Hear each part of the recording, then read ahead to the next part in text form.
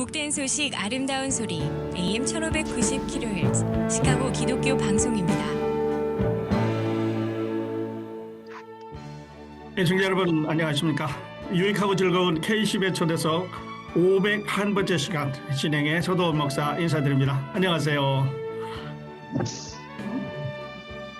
오늘은 샴버그 타운십 서기관에 도전하시는 다니엘 리 후보님을 모셨습니다. 지금 바로 만나보시죠. 네, 안녕하십니까. 네, 우리 다니엘 리 후보님 안녕하세요. 오랜만입니다. 네, 오랜만에 뵙습니다. 네, 데니얼입니다. 네, 이번에 그 샴버그 타운십 서기관에 처음으로 이제 도전을 하시게 되셨는데요. 네. 타운십 서기관의 주요 역할은 무엇이고 이 직책에 출마가 된 특별한 동기가 있으신지 우리 청취자들과 나눠주시면 좋겠습니다. 네, 말씀하신 대로 이제 최초 여기 샴버그 지역에서는 최초로 한인 후보고요. 이번에 이제 다니면서 참 많이 감사드리고 있어요. 한인분들이 반응을 많이 해주시고 응원을 해주시고 꼭 투표하러 나오시겠다고 이제 많이들 힘을 북돋아 주시는데 너무 우선 감사드리고 샴버그 타운십의 이제 서기관이라고 하면은 간단히 설명을 하면 이제 기록을 관리하는 역할입니다. 기록을 관리하는 역할인데 단순히 기록을 하고 그 기록을 킵하는 그런 역할이 아니라 아무래도 우리가 이 민주주의 사회에서는 국민들이 정부에 뭐 찬성을 하던 반대를 하던 불만이 있던 우리 목소리를 낼 수가 있어야 되잖아요. 그리고 이제 투표로 그 목소리를 기본적으로 내기는 합니다만 선거와 선거 사이에서도 무언가 우리가 만족스럽지 못한 거라든가 아니면 건의사항이라든가 이런 게 있으면 정부에 언제든지 내 목소리를 낼 수 있어야 하는데 내 목소리를 내고 하기 위해서는 또 정부에서 어떤 일이 돌아가는지를 알아야 하잖아요. 그래서 알기 위해서는 그 기록들을 관람을 하고 또 이 시의원들이 모여서 미팅을 하는 것들에 대한 내용들이 주민들한테 언제든지 쉽게 그다음에 빨리 어베일러블 해야 되는데 주로 이게 옛날식으로 기록이 되다 보니까는 기록을 하고 기록이 또 굉장히 길고 거기에 여러 가지 법률 언어나 이런 것들이 많이 들어있고 하다 보니까 기록을 찾기도 어렵고 나한테 필요한 기록을 관심 있는 기록을 찾기도 어렵고 찾아도 또 읽기가 굉장히 어렵습니다. 너무 길고 긴 거 다 읽어봤자 알아듣지도 못하겠고 미국 사람들도 마찬가지입니다. 꼭 우리 한인들 영어가 부족해서 뭐 이게 아니라 미국 사람들도 읽어도 몰라요. 그래서 지금 21세기인데 여러 가지 테크놀로지들이 많이 나와 있지 않습니까? 그래서 저희 미팅을 제가 이번에 서기관으로 당선이 되면은 모든 미팅을 촬영을 해서 라이브로 온라인 스트리밍을 하겠다. 그래서 주민들이 실시간으로 미팅 관람을 하고 무슨 디스커션이 돌아가는지 이제 알 수 있게 하고 그다음에 서면 기록들 같은 경우에는 요즘 AI가 한창 붐이지 않습니까? 그래서 AI를 통해서 저희 서류들을 간단하게 한두 줄로 요약해 놓는 서비스가 있어요. 근데 그게 거의 무상입니다. 가버먼트 에이전시한테는. 그래서 우리 세금 거둔 돈이 아니고 그걸 쓰지 않고 거의 무상으로 그 긴 뭐 70페이지, 100페이지짜리 다큐멘트들을 진짜 뭐 두세 문장으로 미리 읽어서 이게 무슨 내용인지를 알고 시간을 낭비하지 않을 수 있도록 보통 70페이지짜리 다큐멘트도 한 20, 30페이지를 읽고 나서 이게 내가 찾던 게 아니었다. 그리고 또 다른 거 찾아야 되거든요. 그러니까 바로 한두 줄만 읽으면은 이게 내가 찾는 거다 아니다를 구분하실 수 있도록 이제 그런 서비스를 하려고 하고 또 조금 더 직접적으로 저희 한인들한테 이제 한인분들께 다가오는 거는 뭐냐면 저희 샴버그 타운십 같은 경우에는 서기관 실에서 시니어 프로그램이나 그다음에 저소득층 그다음에 장애우 프로그램 이런 것들을 또 저희가 많이 보조를 합니다. 그다음에 여권 신청하시고 하는 것들까지도 서기관 사무실에서 다 하거든요. 그래서 여러 가지 다른 타운십에 비해서 또 샴버그 타운십은 특히나 서기관이 좀 하는 일들이 많습니다. 네, 네. 네, 그런데 아주 중요한 이제 이런 일을 하시기 위해서 도전을 하셨는데요. 그렇다면 이제 여러 가지 이제 그 현황도 말씀해 주시고 그랬는데 그 가장 시급하게 해야 될 문제, 우리 샴버그 타운십에 그런 게 있다면 좀 말씀을 해 주시고 이걸 어떻게 정책적으로 바꾸실 건지 조금 전에 언급을 하셨습니다만 조금 더 구체적으로 이야기를 해주시면 좋을 것 같아요.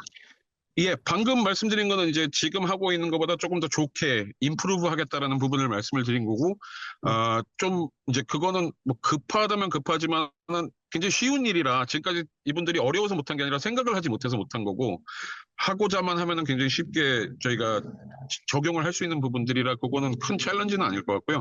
지금 사실 챌린지는 제가 이번에 출마를 하게 된 계기랑도 좀 연관이 있습니다. 그래서 제가 혼자 이번에 출마를 하는 게 아니라 저희 공화당 팀에서 8명이 같이 출마를 해요. 그래서 자리가 8개가 있고 각각 자리마다 해서 8명이 팀으로 출마를 하게 됐는데 그 이유 중에 하나가 저희 샴버그 타운십이 지금 179년의 역사를 가지고 있습니다. 근데 175년 동안 저희 샴버그 타운십의 재정이 그러니까 6밀리언이 좀 안 되던 것을 13밀리언이 넘어갔습니다. 그러니까 2배가 넘게 된 거예요. 600만 불에서 1,300만 불로. 그렇죠. 그러네요. 580만 불 정도에서 네. 예, 1,300만 불 이상으로 버젯이 자라난 겁니다. 그래서 이게 도대체 어떻게 된 거냐라고 봤을 때, 저희 사실 기독교인들이 들으면 좀 많이 깜짝 놀라실 거고 저도 굉장히 놀랐었고 저희 아이들도 제가 이거를 알게 됐을 때 한창 이제 고등학교를 졸업할 나이가 돼서 고등학교를 다니고 있을 때라 좀 충격을 받고 그것을 싸우고자 제가 노력을 했던 게 뭐냐면 우선 남학생들이 여학생 화장실을 쓸 수 있게 하는 거. 그 다음에 뭐 트랜스젠더리즘이라든가 이제 이런 그런 성소수자를 무시하고 핍박해서는 안 되지만 그것이 정상적인 거라고 하고 그것을 갖다가 자꾸 프로모션을 하고 하는 것은 또 우리 기독교인들하고도 맞지 않는 부분이 었습니까? 그래서 이제 기독교인으로서 그런 거에 대한 반대 의견을 내고 했을 때 여기 지역 스쿨이나 여기 타운십 정부나 이런 데서는 주정부에서 내린 결정이니까 우리가 할 수 있는 게 아무것도 없다 그러면서 자꾸 저희가 얘기하는 건의사항이나 이런 것을 갖다가 자꾸 무시를 하는 과정을 몇 년을 겪다 보니까 이건 도저히 안 되겠다. 이것을 같이 맞서 싸울 수 있는 사람들이 출마를 하고 당선이 되고 해야 이런 것들을 막을 수가 있고 고쳐나갈 수가 있겠다. 그래서 요번에 저희 8명 같이 출마한 저희 동료들은 100% 저희 보수적인 정신을 가지고 크리스천적인 믿음을 가지고 이것을 진행을 하고 있고 저희가 당선되자마자 그런 것들은 이제 완전히 막으려고 그래요. 그리고 뭐 우선 도덕적으로도 맞지 않습니다만 그런 DEI라 그러죠. 요즘에 그 뭐 트랜스젠더리즘이라든가 이런 거를 프로모션하는 프로그램을 칭하는데 그거를 위해서 벌써 25만 불을 지난 3년 동안에 또 그 클래스 듣는 것만 그러니까는 타운십 직원들 교육시키는 거에만 25만 불을 썼어요. 그 DEI 교육시킨다고. 그러니까는 뭐 이 사람은 남자처럼 보이지만 she라고 불러줘야 되고 이제 뭐 그런 룰들을 가르치고 하는데 25만 불을 우리 세금 혈세를 쓴 거죠. 네. 낭비를 한 거죠. 그래서 그런 것들이 막아져야 우선적으로 도덕적인 것을 바로잡을 수 있겠고 둘째로는 우리 프로퍼티 텍스나 이런 거 우리가 내는 텍스로 다 그런 것들이 쓰여지는 건데 그런 것들을 빨리 막아야 되지 않느냐. 네. 그래서 네. 그런 부분이 좀 시급하다고 볼 수 있겠습니다. 네, 굉장히 시급한 문제예요. 우리 그 자라나는 청소들 학교에서 이제 공부를 하는데 이 성 정체성들이 망가뜨려지고 있으니까 이게 하나님 그럼요. 하면은 이게 그 큰 해악이고 또 이렇게 해서는 사회가 안 되는데 아주 네. 좋은 말씀해 주셔서 감사합니다. 자, 그리고 후보님 이제 그 주민들과 그 소통하는 것이 공공 서비스의 그 핵심이라고 이제 생각을 하는데요. 맞습니다. 예, 샴버그 주민들과 긴밀하게 소통하기 위해서 어떤 전략이나 프로그램이 있으신지 좀 말씀해 주세요.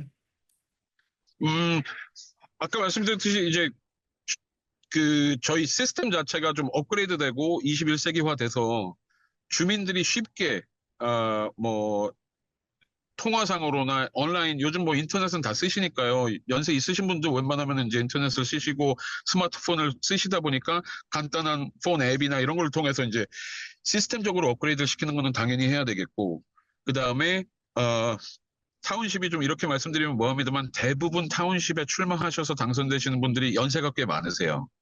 예.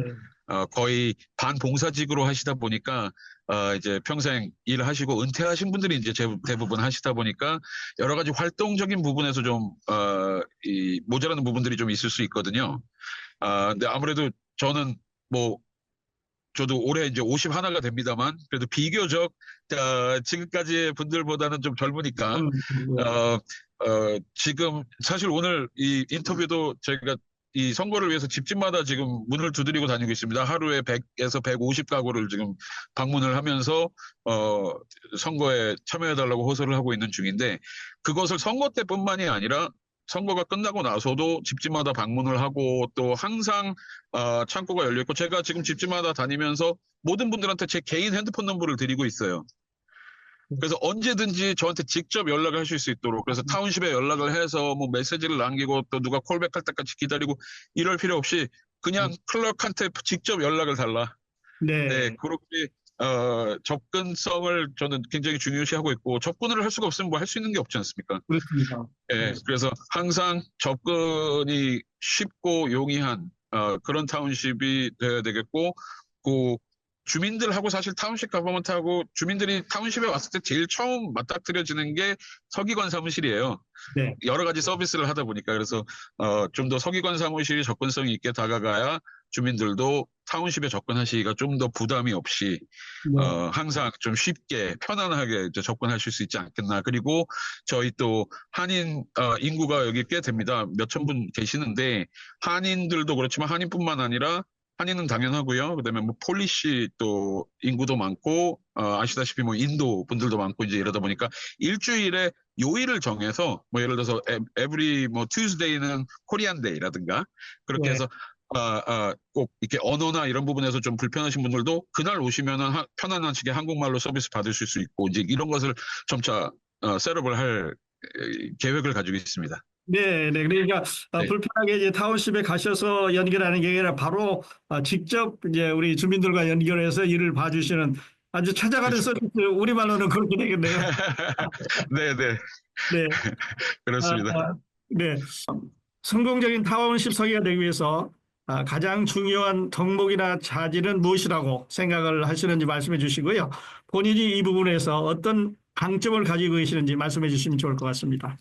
네, 타운십 클럭 서기관뿐만 아니라 뭐 모든 선출직이 저는 마찬가지라고 생각을 하는데요. 이것은 우리가 민주주의적인 사회에서 살면서 우리를 대신하는 사람 아닙니까? 누가 네. 됐든 우리가 출마해서 표를 찍는 경우에는 우리를 대신해서 우리 목소리를 대변해 달라는 의미에서 우리가 우리의 한 표를 선사하는 건데, 그런 의미에서 우리 주민들의 목소리를 대신해야 되고, 그러기 위해서는 주민들의 목소리를 계속 들어야 목소리를 대신할 수가 있겠죠. 그래서 아까 말씀드린 이 접근성이나 이런 것과 이제 연결이 되는데, 계속해서 제가 직접 제 개인 핸드폰 넘버들도 나눠드리고 하는 것이 항상 저에게 주민들의 목소리를 전해달라는 의미에서 드리는 거고, 그 목소리를 계속 저는 들어야 그분들의 목소리를 대신할 수가 있는 거니까, 그게 아마 이 모든 선출직, 우리 서기관뿐만 아니라 모든 선출직이 가져야 하는 덕목이 아닐까 생각이 되네요. 네, 네. 네네. 그 불편 없이 그냥 모든 주민들과 바로 커넥션 할 수 있는 덕목을 가지고 있어야 되는 거죠. 그렇죠. 그리고 뭐 제가 이 타운십 안에 같이 함께 살고 저희 아이들이 자랐고 했던 제 네이버후드라기 보니까 뭐 네. 주민들과 뭐 정치인의 어떤 그런 구분이 있는 게 아니라 다 제 이웃이다 보니까, 네. 예, 뭐 샴버그가 좀 사이즈가 크다고 하면 크지만 그렇게 또 대단하게 큰 건 아니지 않습니까? 그래서 웬만하면 다 이웃이고 한 다리 건너면 다 아는 사이고, 이제 이런 또 작은 타운이다 보니까 그런 부분에서 좀 더 그냥 저도 선출된 사람이라고 할지언정 저도 주민의 한 사람으로서 같이 주민의 목소리를 함께 내는 그런 이제 것을 기대를 하고 있습니다. 네, 네. 정말 감사합니다. 시간이 많이 갔는데 마지막으로 그 샴버그 타운십에 살고 있는 한인 유권자분들에게 투표의 중요성에 대해서 말씀을 해주시고 또 투표에 참여하시도록 독려의 메시지 주시면서 오늘 인터뷰 마치겠습니다. 네, 감사합니다. 오늘 인터뷰 감사드리고요. 투표는 이기던 지던 투표는 중요한 거는 우리가 뭐 항상 들어서 귀에 못이 박히도록 들어서 알고 있는 부분이긴 합니다만, 이번 로컬 선거, 이번 샴버그 타운십 선거가 좀 다른 점이 있다면, 특히 우리 한인 이민자 커뮤니티에 좀 더 다른 점이 있다면, 예를 들어서 대통령 선거나 뭐 주지사 선거나 이런 좀 큰 선거들 같은 경우에는 뭐 몇만 표, 적어도 몇천 표씩 차이가 납니다. 그래서 뭐 5천 표 차이로 누가 이겼다고 했을 때 우리 한인들이 3, 400표 가져가서 거기에 도움이 됐다고 하더라도 그 3, 400표가 없어도 이기는 거였잖아요. 그러다 보니까 사실 많이 도와줘도 티가 안 나는 경우가 많습니다. 근데 요런 이 타운십 선거 같은 경우에는 진짜 표가 차이가 많이 나봤자 150표, 200표. 4년 전에는 16표로 이기고 지고 했어요. 그렇기 때문에 요번에 한인 표가 예를 들어서 저와 이제 제 팀메이트들이 뭐 한 100표 차이로 이겼단 말이에요. 근데 한인 표가 150표가 나와주면 사실 한인 표가 없었으면 50표로 질 뻔한 것을 한인 커뮤니티 때문에 이겼다라고 말을 할 수 있는 기회가 생기는 겁니다. 예. 그래서 사실 그런 부분을 여기 샴버그에 계신 우리 한인 주민들께 그런 부분을 많이 설명을 드리고 호소를 이미 드리고 있고요. 또 우리 오늘 이 방송을 통해서 한 번 더 고 중요성에 대해서 말씀을 드리고 싶었습니다. 네. 늘 그 선거 때마다 하고 있습니다만 정말 귀중한 중요한 한 표. 이번 4월 1일 선거에 꼭 참여하셨으면 좋겠습니다. 자, 분발을 하셔서 이번 선거에 좋은 결과 있으시기를 바랍니다. 귀한 시간 내주셔서 감사드립니다. 시청자 여러분, 정말 감사합니다. 저는 다음 시간에 여러분 궁금해하시는 또 다른 화제의 주인공 모시고 찾아뵙겠습니다. 안녕히 계십시오.